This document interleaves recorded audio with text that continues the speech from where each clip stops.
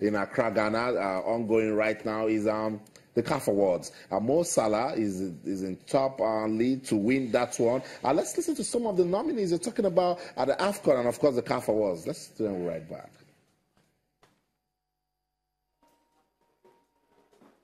So since I came as a professional, in my mind, I want to be the best player ever in Egypt, in the history. So I know what I want. I know how to do it. I'm working hard every day, improving myself. So that's what I want.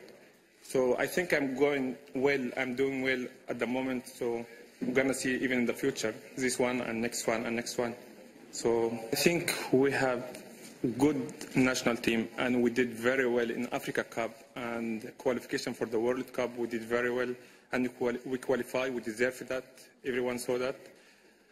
And I'm very sure, I'm very happy and very excited for the World Cup, and I'm very sure we're going to do something special in that World Cup.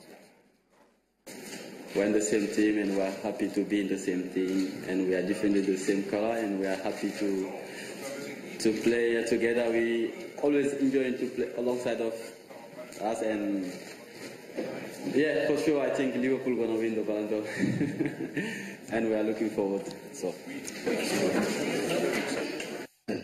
So that's Sadio Mane and Mohamed Salah. Liverpool will be beating their chest. They'll be so proud of that duel because, I mean, they're playing good football and, of course, nominated for... And they'll be thanking their stars that AFCON has been moved from January. No, otherwise, I means these two guys. I know that's what ACAF was trying to explain, so it gives more relevance to our players from the continent. While a lot of persons have the views that it wouldn't work and all of that, I'm sure some of these players are excited that they still be in the mix. True, and you don't have to worry about losing your playing time or losing. You can go to AFCON and come down, someone else has taken your place, and then you have to struggle to get back. You could go to AFCON and pick up an injury, and the season is ruined.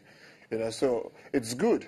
However, those of us in the western part of Africa feel it's not a good time to stage the competition because it almost rules out every West African nation because of our weather. We know it rains and pours heavily at that time of the year. And all of our pitches in West Africa are really Austin. I'm not sure about the States. I don't know if they are that top-notch.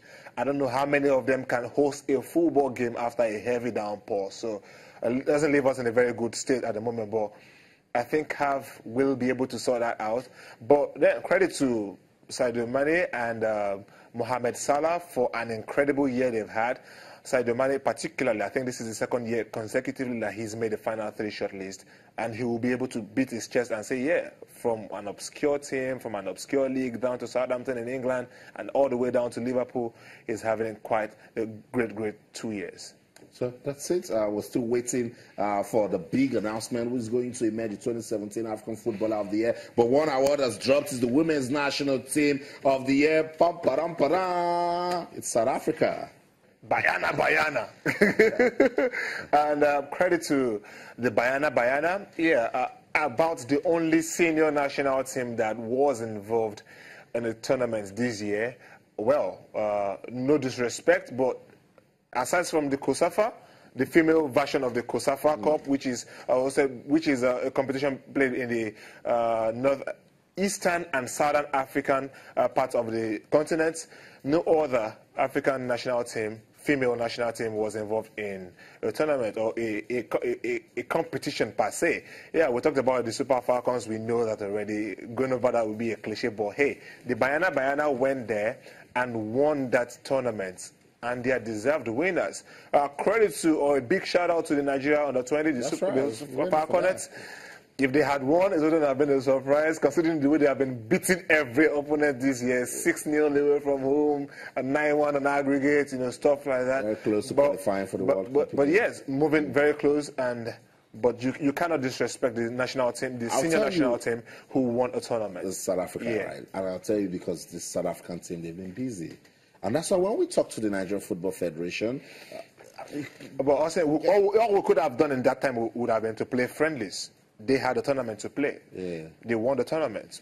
you could get some West African, like now they're bringing out the Waffle Cup. But Waffle Cup yeah, for women. So that looks good going forward. We're saying, sit down, talk to yourself, get your African teams busy. Austin, I believe if the Waffle Cup was on this last year, I think the Super Falcons would have been a part of it. But because there was no competition, it allowed the NFF to just fold their arms and watch everything. No, they didn't fold their arms. The NFF says they were busy with the World Cup. They had to give the Super Eagles a ticket. Rightly predicted 2 weeks ago. I said that was exactly what happened. As soon as we lost that game against South Africa, everyone knew that the whole focus has to be on the Super Eagles, which is not good. The Super Falcons should play games. Things should happen in that regard. But hey, it is what it is. The Super Falcons didn't have any tournament to play in, and so they didn't play even a friendly game. The Bayana, on the other hand, didn't just have a tournament to play in. They had to prepare for the tournament also, and they won.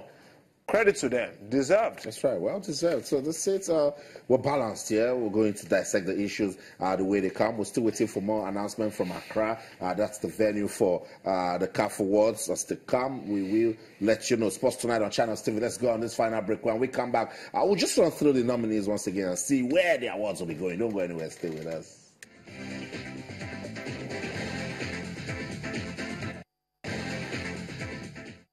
Welcome back, Sports Tonight on Channels Television. We're taking a look at the issues going down in our world of sports. Home stretch now. Let's use the final 2-3 minutes to dissect more issues while we wait for updates from Accra. And, of course, the live English Premier League game taking place, going on between Tottenham Hotspur and West Ham. Busy, action-packed sort of football. I just got the message from a top official of sports in Nigeria. And it says, Sports Tonight, the federations are not given funds to prepare. The ministry handles everything about the preparations, from hotels to feeding to even water supplies. It's about the convenience of the ministry officials. So that's what we're talking about. You leave everything in the hands of the ministry, and then so that's what we're saying. That sometimes we just need to change our attitude and change the ways we do some things. Why can't you, for instance, the Wrestling Federation, they have a fantastic plan to be in Port Harcourt and be in Yanagwa, and then you just leave it up to the ministry? Look, I think we need to know and acknowledge one thing. Without the athletes, the federation will not exist. If the athletes are not there to perform, there will be no need to have a federation. If we do not cater for the welfare of the athletes and ensure that their careers progress, there will be no need for the federation. And if there is no need for the federation, ultimately there will be no need for that ministry, because what are you governing over? The federation Nothing. knows what they want. They know what they want. They know where to invest. They know what they need to spend their monies on, and the money is with the because ministry. of accountability, credibility? What time was? But you need to try people. I mean, everyone. Yeah, eventually, everyone is trying to build a career. Yeah, but no one is going to build a career if you don't even get a chance to do the things you're supposed to do to help your career. Eventually, the ministry cannot say that they are concerned about the credibility of the federations. No, I think that would be gross. The ministry cannot love the federation or the sport more than the federation. They cannot. You can't love a child more than the parents. So I think it is just absurd. And this is something we shouldn't even be hearing of, that the ministry would rather have all. Who are they catering for? Themselves? I don't think it should be that way. I think the athletes should be priority. Yeah. And if the athletes are priority, the federations know how best to take care of them. If Odwanya Adikro is having it right, who does she go to? President. President. If the president doesn't go to technical director, president. She will not go to the sports ministry.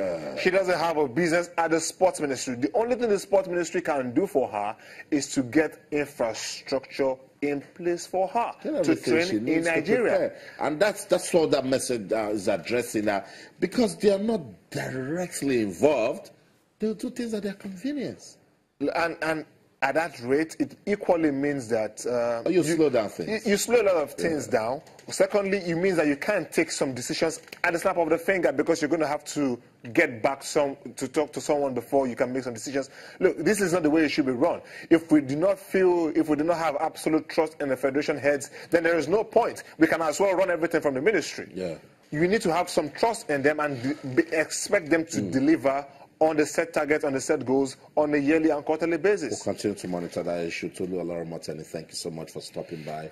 Always a pleasure. And it's a shame that we just can't get to know the winners of the CAF Awards at this time of the night. That's right. It's becoming another musical concert in Ghana, isn't it? We need to. But it's great to be here. Thank you very much. We'll also look into that. But then we'll still I'll get to know who the winner will be. Maybe it might just fall into tomorrow, but we'll get to know. That's the show. Thank you so much for doing this with us. And remember, when we leave the studio, you can keep talking to us on Twitter channels, _sports, Facebook channels, IFA Sports. That's the show for the team. I'm Austin Okonakwa. I'll be back again tomorrow. But until then, in everything you do, remember, let's keep talking sports. Bye for now.